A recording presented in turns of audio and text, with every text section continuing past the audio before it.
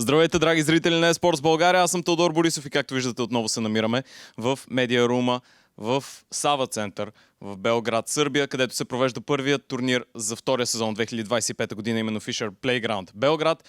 Имам огромното удоволствие този път след интервюто с Сези от Complexity до мен да седи ингейм лидерът и капитан на GamerLegion, именно ZTR, един шведски състезател, който въпреки крехката си възраст вече има много сериозен опит натрупан и разбира се е продукт на академията на NIP, тъй като в крайна сметка това е една от академиите, произвела много голяма част от талантите в шведската сцена. Сега обаче от около година с екипа на GamerLegion той също ни освободи малко от времето си да си поговорим преди началото на плейофите, за които разбира се GamerLegion се класира.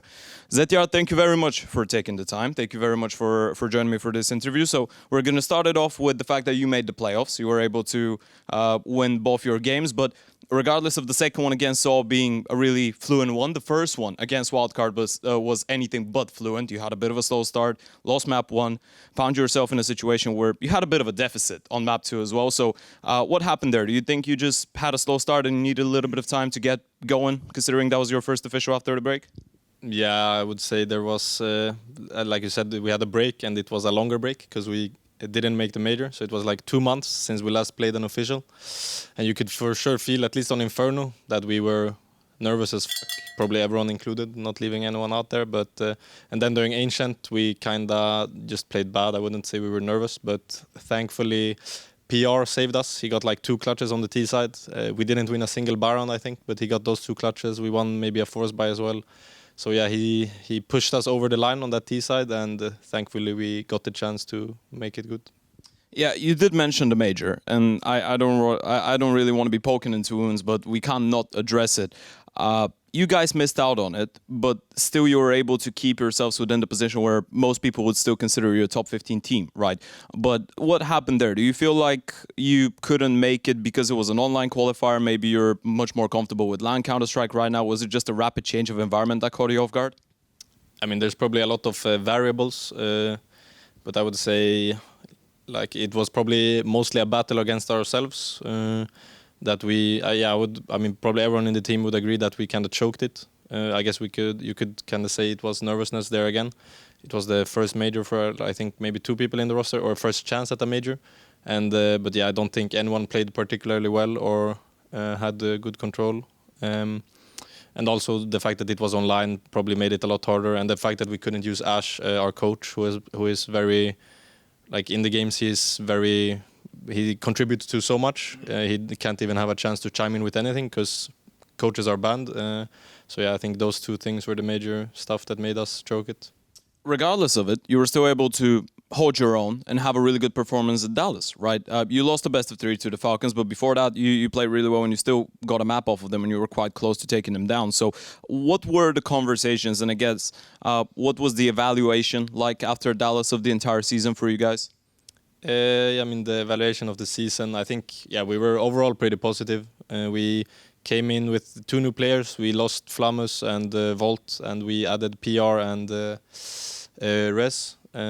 And out of 6 events, not including the MRQ, I think, we made 3 playoffs. And 2 of those were Melbourne and Dallas, which are, the crowds was like 10,000 and 15,000, so those were pretty big achievements for many of us in the team. Maybe everyone except Rez hasn't played on a stage like that before. So yeah, we took both. Yeah, I would say we are mostly positive about the last season.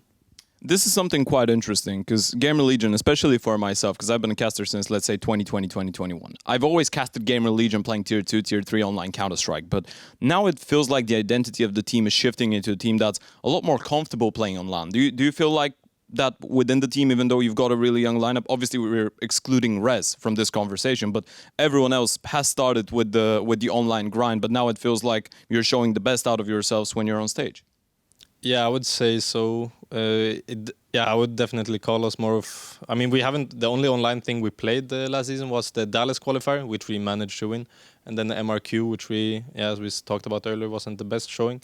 But I would say overall just LAN CS is more consistent, and I think it benefits people who prepare well and maybe play in a more structured way without sounding too mean to the online teams. But... so I think it definitely benefits us and the way we think and play the game, even though we're young. I feel like as well, at least during the group stages, we managed to keep our cool as well. And right now we're trying to grind for that playoff experience, and hopefully here we can win our first playoff game of this roster. As we've picked up on that conversation, we mentioned the major briefly. What do you think about the changes of not having an MRQ anymore and just getting the top 32 teams invited directly to the major?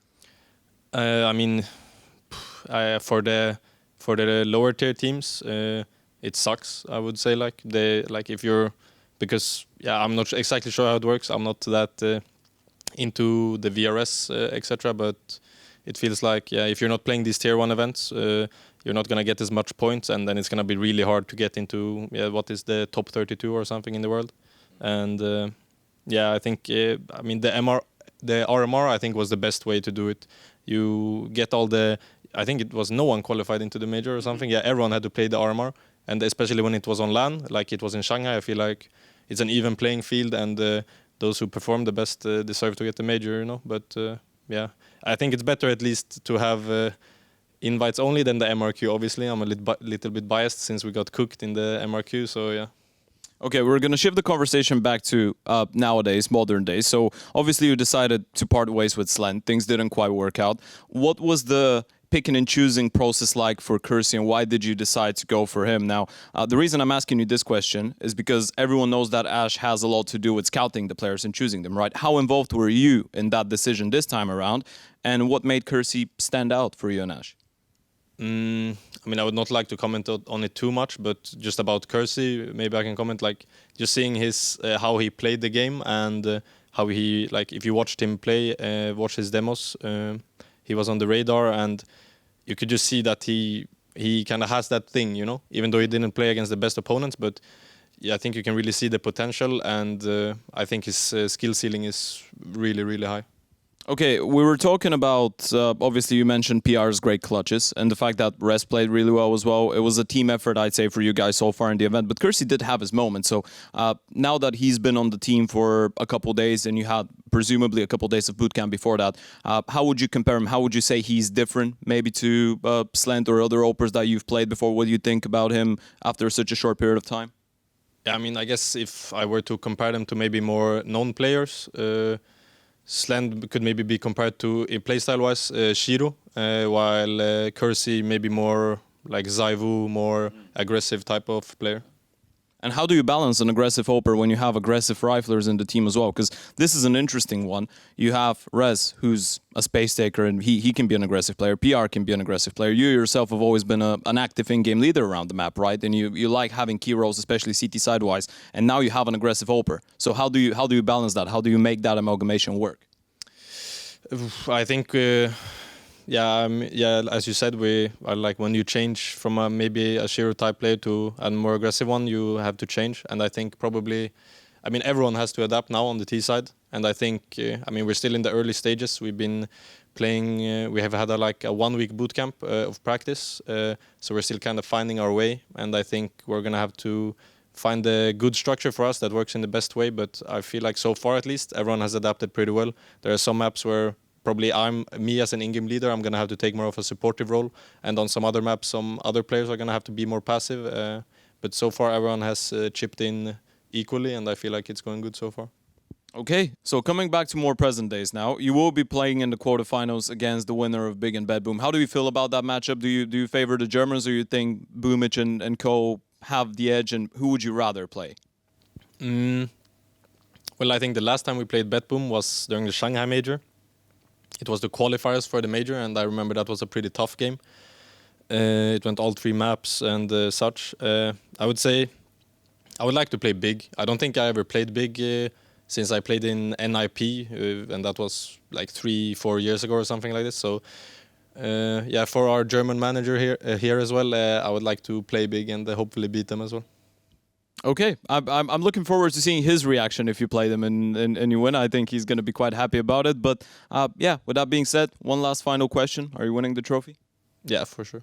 Okay, thank you very much. It's been an absolute pleasure, and I wish you the best of luck. Thank you.